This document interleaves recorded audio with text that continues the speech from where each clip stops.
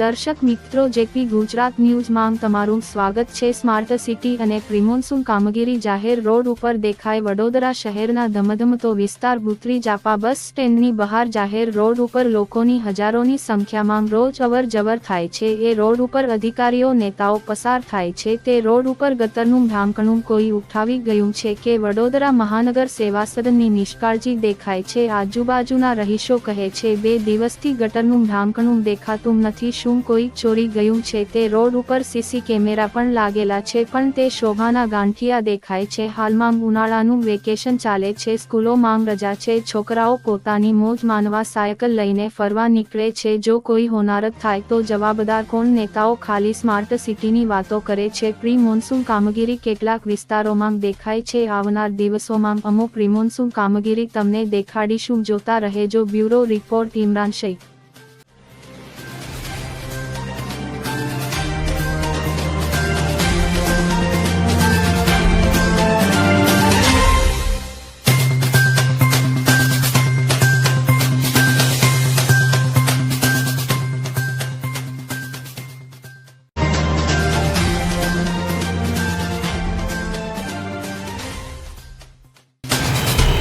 કયો વિસ્તાર છે? ક્યાંથી જા બનાવો મેનેજર? તમે કોઈ રજૂઆત કરેલી? કોણ ગાડી?